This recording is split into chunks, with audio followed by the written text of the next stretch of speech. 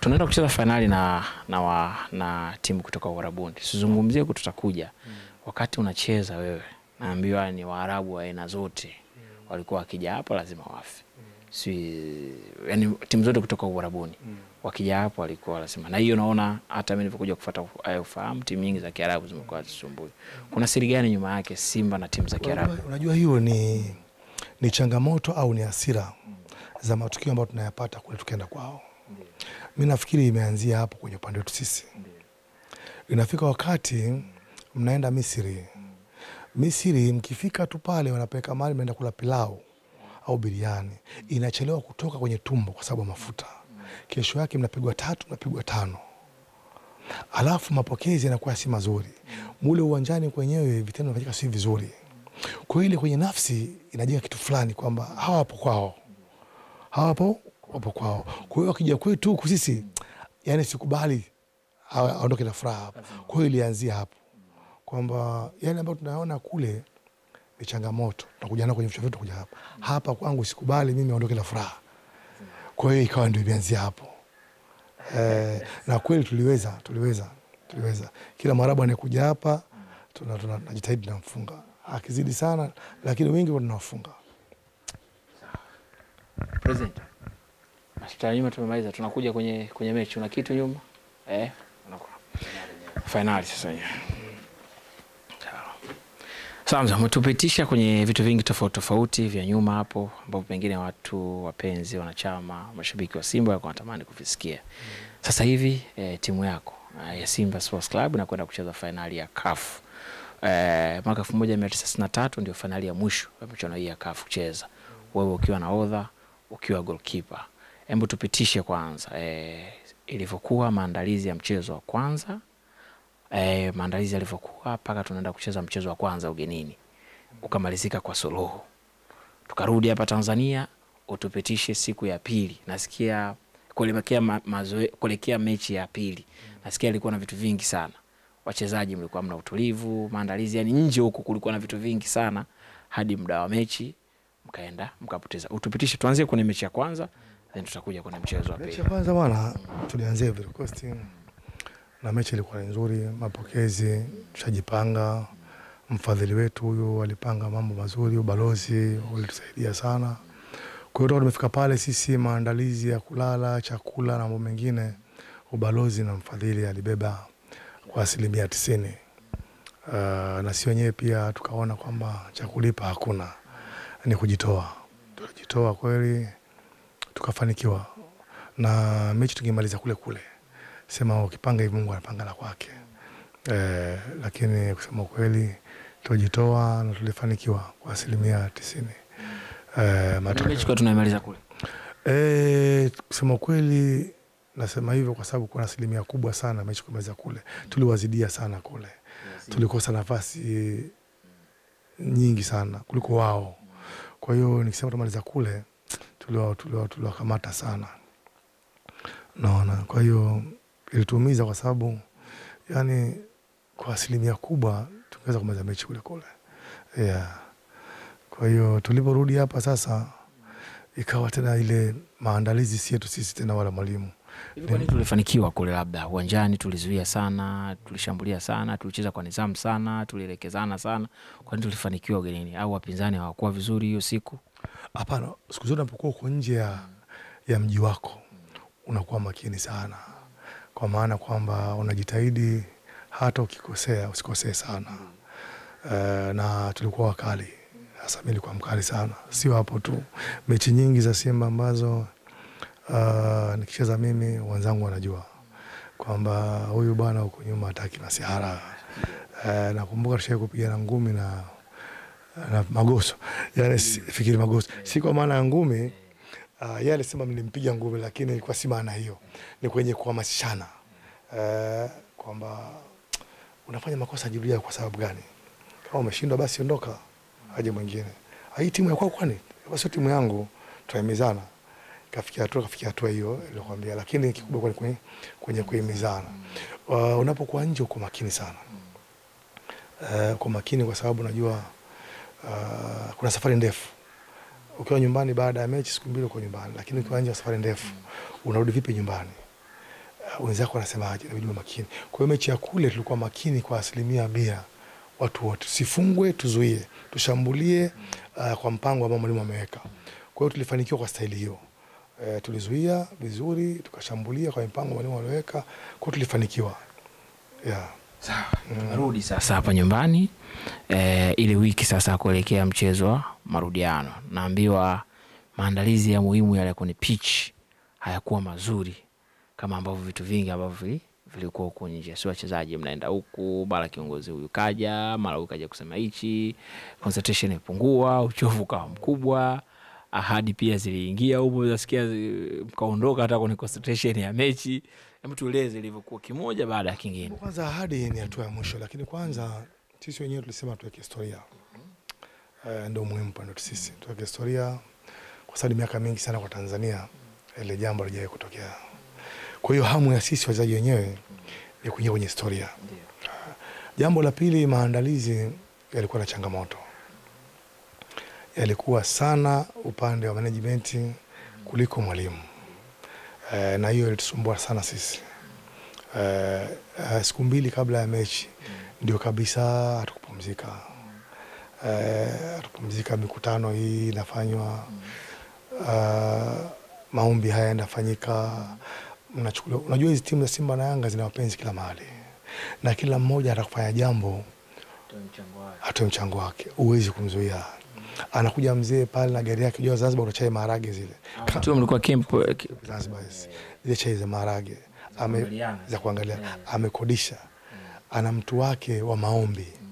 Akasema wewe meneja timu sio yako peke yako, hii timu ya watu wote, ila mimi unijui, lakini siondoki mpaka mpate watu hapa nikawafanyie maombi, niwe sehemu ya mafanikio.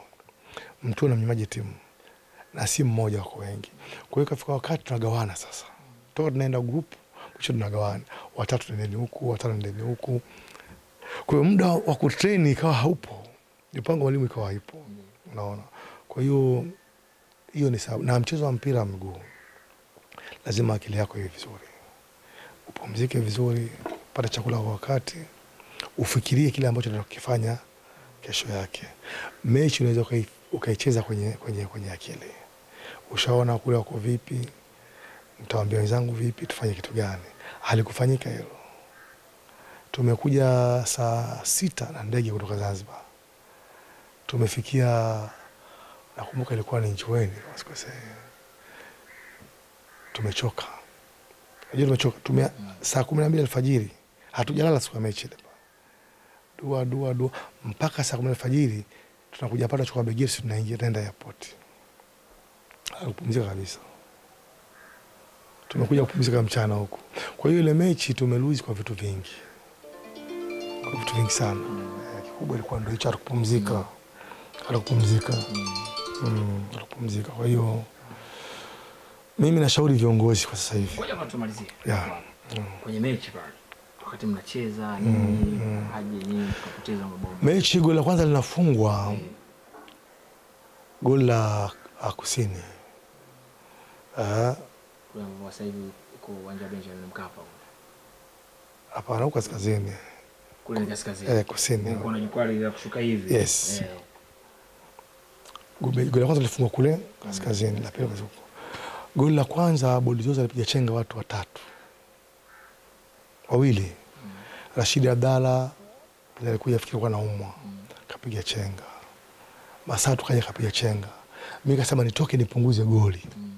Akataa kupiga, nikalala hivi. Akapiga chenga upande wa kushoto.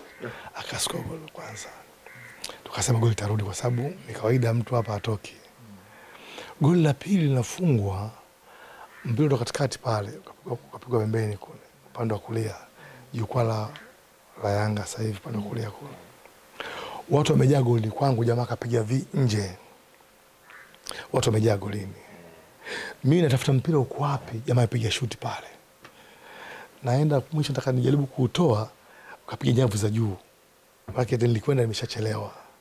Nimetoka huku nimeshachelewa. Najaribu kuutoa nje, nikapiga nyavu za juu, goli la pili. Bado kama dakika 20 hivi. Tukashambulia, wajamaa wamekaa nyuma pale sasa. Ndivyo ilivyokuwa hivyo. Lakini siku zote anapanga Mungu bwana.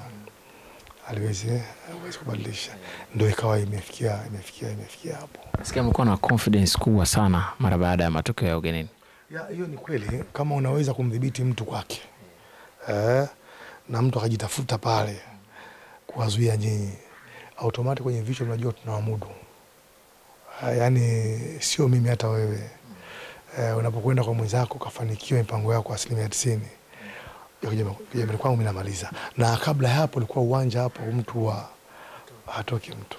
Na ni wengi imekuwa ni hivyo. Sawa. Okay. Mara baada ya mchezo kumalizika sasa. Kabla ya mchezo matumaini yalikuwa makubwa kwamba tunaenda kumaliza kazi. Lakini pia mchezo umemalizika, yale matumaini tena yakafa moja kwa moja. Athari zake zilikuwa ni zipi kwenye maeneo yote? Wachezaji, benchi la ufundi, viongozi, mashabiki na wale wote walikuwa wanaitakia mema Simba kama ambavyo umetoka kuzungumza. Watu walikuwa wengi, kila mtu alikuwa anataka kutoa mchongo wake kuona Simba kichukua ubingwa wa CAF. Athari ya matokeo mabaya ni kubwa sana, na anayejua yule mtu ambaye ameshiriki. Upande wangu binafsi mimi, kwanza kumfunga Mohamed kipindi kile ilikuwa ni ngumu sana, kwa sababu baada ya pale kila mtu alisema ya kwake, kwamba huwezi kumfunga Mohamed goli kama zile pale, wameidiwa kiasi hawa kutokia wana. Kwa hiyo kila mtu alisema ya kwake kutokana na ubora wangu kipindi kile.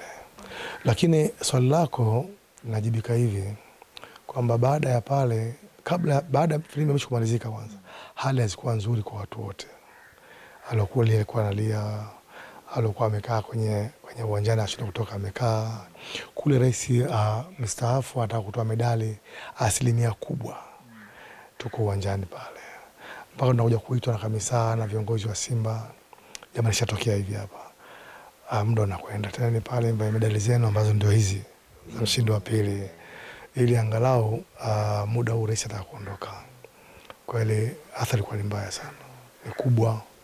Wapenzi wengine hawakuamini, watu wengine wamefariki. Huo ndio ukweli. Unajua mapenzi bwana haya, kila mtu anayo kwake. Watu wamefariki baada ya yale matokeo. Yes, tulivyosikia kuna wengine walifariki.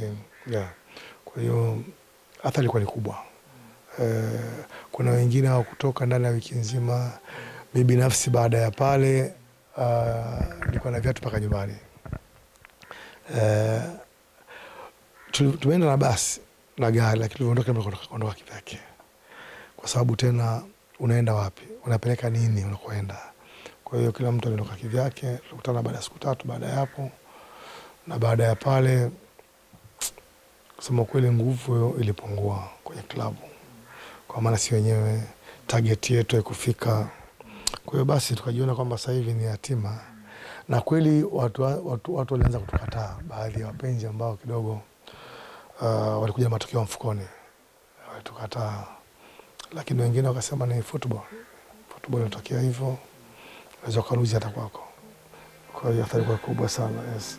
Ni mwathari ambazo tulizungumza hapa, ni familia yako pia kukutana na hiyo athari. Sijajua kama alishakuwa mke wako wakati huo, lakini tutamke tu mke wako wakati huo alikuwa yes. No, zamani sana. Okay. Mke wako alizimia huku nyumbani. Pengine ulipata taarifa mapema, ulikutana na taarifa huku, au athari gani nyingine ambayo ulikutana na ilimchukua muda gani yeye kurudi kwenye hali yake? Mitandao ya simu sio kama sasa hivi. Lakini unafika mahali, unarudi nyumbani nakuta nyumba haiko sawa. Mama, watoto naambiwa wako hospitalini. Kweli nimefuata hospitali mpata mapumziko. Lakini sikumuuliza anaumwa nini. Daktari ananiambia macho yapumzike, baada ya hapo yuko sawa. Kila kitu yuko sawa. Basi nikapumzika, baada ya pale nikamchukua rudi nyumbani. Na sikumuuliza unaumwa nini. Unajua sisi watu wa football, unapokuwa kazi ni football, watoto, maisha yanaenda kwenye football, automatic nyumba nzima inakuwa ni football. Kwa hiyo watoto pia hawakuwa na furaha. Kama baba ana furaha, of course nyumba haikuwa na furaha. Kwa hali iko hivyo, haikuwa nzuri hata kidogo.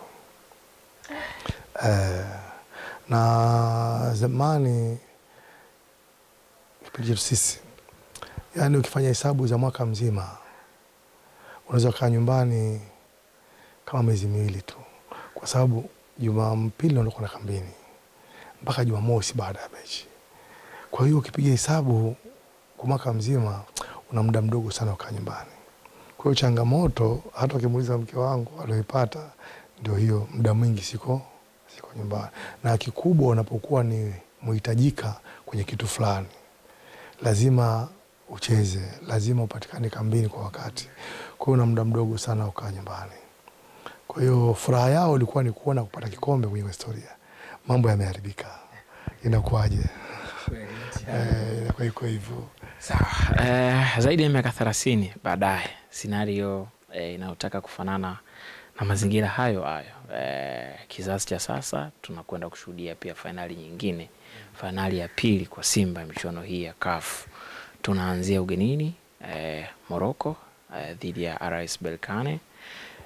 Tumeanzia mechi ya kwanza ishacheza zaidi ya miaka 30, inatokea tena scenario hiyo.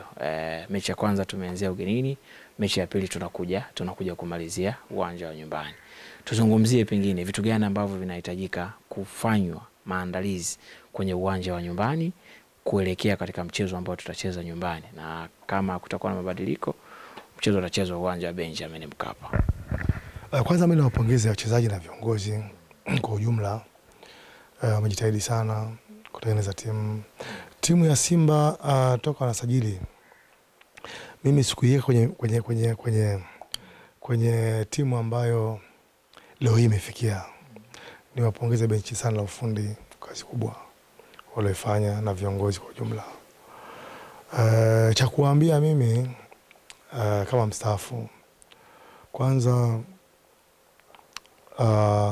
wamsikize sana mwalimu na wajitoe kwa 100%, waweke historia kwenye klabu ya Simba na nchi kwa ujumla, kwa sababu haya mambo hayaji mara kwa mara. Sisi tumefika hatua ya fainali zaidi ya miaka 30 sasa hivi. Wao wamepata bahati hiyo, ni sehemu ya mafanikio, na Mwenyezi Mungu akiwajalia wataandika historia mpya. Mimi ninachowaambia kikubwa, wajitahidi sana vile ambavyo wamefanya miaka yote, vile wamefanya kwenye mechi zote za ugenini. Wajitahidi sana, kama watafungwa wakiwa away isizidi goli moja kama watafungwa, lakini wajitahidi sana, wajitume sana, wamsikilize mwalimu. Viongozi wajitahidi upande wao kwa viongozi kuweka mazingira mazuri ya timu kiakili na kimwili, kwa sababu hapo ndio kazi ya viongozi, sio mishahara tu. Kukaa na wachezaji kuambia nyinyi mnaweza, mpaka mmefikia hapa, mnaweza, hata hili mnaliweza, ndio kazi ya viongozi. Na mimi sina shaka hata kidogo na viongozi wa Simba hilo wanaliweza. Kwa hiyo wajitahidi sana. Ikitokea wamefungwa, lakini naamini Simba wanaweza kufanya maajabu. Ikitokea wasifungwe zaidi ya goli moja. Hapa nyumbani ukiondoa sisi bahati mbaya kipindi kile, mimi nina imani kwa Mkapa hapa watoke mtu.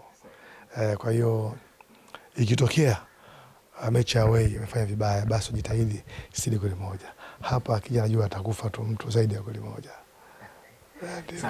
Wewe umecheza nafasi ya goalkeeper. Kwa sasa kama kutakuwa na mabadiliko, goalkeeper ambaye atapata nafasi ya kucheza ni Musa Kamara. Pengine unaweza kumuelezea, lakini pia unaweza kumuelezea yeye kuhusiana na mchezo huu wa finali ya CAF. Kamara ni mmoja wa goalkeeper wazuri ambao tumekuja kupata Simba kwa kipindi cha karibuni, kwa sababu amekuja sio muda mrefu na ameclick haraka sana. Mazingira yamezoea haraka na amekuwa kipenzi cha sisi wana Simba. Na kusema ukweli, hatumpendi mtu kwa sura, anajitahidi kufanya kazi. Na moja ya sifa za goalkeeping kwa kipindi sasa hivi ni kucheza na eneo la 18. Na anajitahidi sana kucheza hivyo. Ninachojaribu kuangalia kama sasa hivi kama kiongozi, goalkeeper ni kiongozi wa timu. Moja ya sifa za timu kupata mafanikio, kwa sisi kwa tunavyoambia kipindi kile, uwe na kipa mzuri, uwe na backline nzuri, ni sehemu kubwa ya mafanikio ya timu. Hata Ferguson nafikiri nilimsikia akisema, ukiwa na uongozi mzuri golini na na backline, basi unaweza kupata mafanikio. Kwa hiyo kwa Simba nafikiri hilo kidogo amejitahidi kulifanya. Kikubwa tu sasa hivi kidogo anaingia kwenye mipango ile ya kubishana na waamuzi. Tunamtegemea sana tumtumie kwenye mechi zote mbili. Mimi rai yangu kwake, kama atanisikia, ajitahidi ku avoid hizi kadi simtokee. Nafikiri ana kadi sasa hivi. Sio inatumika au imekufa sijajua. Lakini ni mtu ambaye tunamtegemea sana kuchukua Simba pale ambako imebakia pale, ile ingia kwenye historia. Ni moja kipawa nzuri na mimi binafsi namkubali, na sio mimi tu, kwa asilimia kubwa tunamkubali. Ana hate nzuri, ni mtu ambaye hana makosa mengi, na ukiwa una makosa mengi unaweza kuisaidia timu kwa asilimia kubwa. Kwa hiyo ninachomshauri, aitulize timu, apange timu, mipango yake ile pale, Mungu aweze kusaidia, basi kule ambako sisi tunadhania, basi nafikiri tutafika. Ndio. Sawa. Kwa nafasi yako hiyo wakati unacheza finali 93 ulikuwa ni nahodha. Finali ya sasa ni nahodha Mohamed Hussein. Pengine unaweza kuzungumza naye kama mchezaji kiongozi kuelekea mchezo huo wa finali. Kwanza mimi ninavyoangalia wachezaji wa Simba, especially Mohamed Hussein na Kapombe, ni watu ambao wanaangalia kwa jicho la tofauti sana. Wameweza kumaintain viwango vyao kwa muda mrefu sana, na ni wachezaji wachache sana wa Tanzania ambao wakipata sifa kidogo unaona tofauti. Na wapongeza sana wachezaji wetu hawa. Lakini cha pili pia ni kiongozi. Kinapokuwa captain ni kiongozi ndani ya uwanja na nje ya uwanja. Kwa hiyo mimi binafsi namwambia au namnasaha aendelee. Ni mtu ambaye namwona nidhamu kubwa sana. Aendelee, na nafikiri si ndani ya uwanja, mpaka nje ya uwanja nafikiri maisha ni, na ndio maana amefikia mpaka leo kama muda mrefu mpirani. Kwa hiyo namnasihi kwamba aendelee kujitunza, na kikubwa aweke historia mpya. Mimi imenishinda. Mimi kusema kweli, Mohamed Hussein, na kunasihi mdogo wangu, mwanangu, mimi nilishindwa. Mimi nakuombea kwa Mwenyezi Mungu pale ambapo mimi nilishindwa, wewe uweze kufanikiwa, alafu je kuniambia mzee wewe ulishindwa na bidhaa yako la nchi, mimi nimefanikiwa. Lakini pia ni fahari kwangu mimi. Timu yangu ile miaka yangu iliyopita 30 yeye ameweza kuja kufanya. Mimi nitasikia raha zaidi. Kwa sababu si timu nyingine, ni timu ile wabadilika watu tu.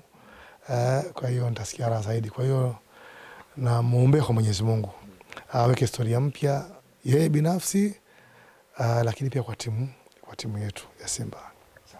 Wakati ule mlikuwa mnapata na support kubwa ya mashabiki? Mashabiki walikuwepo, lakini ile vibe la sasa hivi ni tofauti. Sasa nataka tuzungumze kwenye hili vibe la sasa hivi. Pengine miaka 32 ni mingi, lakini kizazi kile kipo.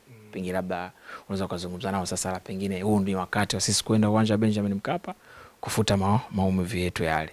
Lakini pia kizazi ambacho hakijaona ile 93, ni nafasi nao kuweza kuwaita Benjamin Mkapa kuja kushuhudia, pengine kwa Mwenyezi Mungu akitujalia kupata furaha ya kuchukua tajiri.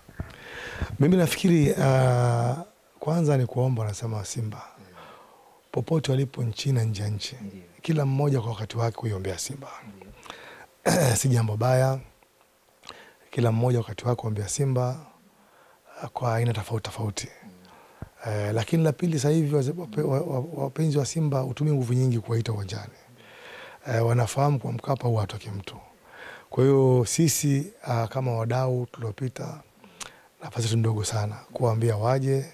Mwenyezi Mungu atuweke siku hiyo tu wazima, na yale ambayo tunategemea yakatimie. Lakini ningewaomba waje kwa wingi. Ule uwanja siku uwe ni white na red kama kawaida yao. Rangi moja siku hiyo nyekundu. Kama hiyo. Basi waje kwa wingi pale. Unajua mchezaji mpira anapoona vibe ni kubwa, basi kujitoa kwake ni kwa 100%, anasikia ni kitu cha kawaida. Na ndio maana anapofika wakati timu inapata shida kuambiwa siingize mashabiki uwanjani, mechi inakuwa ngumu sana. Yani uioni raha ya mechi. Lakini kama hivi kwa uwezo wa Mwenyezi Mungu tukiruhusiwa uwanjani ukatumika, mimi nina imani siku uwanja utakuwa ni mdogo. Mimi naona itakuwa ni mdogo. Kama vile ambavyo nimesema awali kwamba kule matokeo yakiwa hivyo, basi uwanja utakuwa ni mdogo. Kwa sababu kila mmoja atakuwa ni sehemu ya historia, mimi nilikuwepo tarehe fulani mwaka fulani, Simba ikifanya kitu fulani. Kwa hiyo Mwenyezi Mungu atuweke na yale ambayo tunategemea kwa baraka siku ya leo na mmekuja kwangu. Basi Mwenyezi Mungu aweke mkono wake Mohamed Hussein, basi afanye kile ambacho nilishindwa mimi kwa uwezo wa Mwenyezi Mungu. Sawa, tumalizie. Mtaa ulipewa mwaka gani? Maana tumefika pale barabarani mtaa wa Mwameja. Bana, huu mtaa mimi nimekuta wazee. Huu mwaka bana wa kupewa jina la mtaa kama miaka 3 nyuma, lakini kabla, lakini kwa address ya mtaa wa Mwameja zaidi ya miaka 7, 9, 10 nyuma. Na wazee wenyewe wa mtaani hapa tunakaa vizuri. Walikuja wakaniambia bwana, kuna Simba na Yanga, lakini asilimia kubwa hapa ni ubaya ubwela. Kwa hiyo wakaniambia bwana, sisi tumekuja tulio wengi tunakuja kwa address yako. Baada ya nyumba ya Mwameja, nyumba ya 7 ya 8, mtaa wa Mwameja, njoo uliza fulani. Kwa hiyo ule umaarufu kidogo, wazee wakaja nyumbani wakasema hapana, tumeitwa sisi serikalini kule kutoa jina la mtaa, sisi tumetukuta hapa, lakini tunaomba jina hili mtaa uwe mtaa wako wewe. Nikasema wazee hapana, mimi nimewakuta, si heshima haingia tikilini hata kidogo. Nyinyi wazee nimewakuta na mmenikaribisha, naenda vizuri.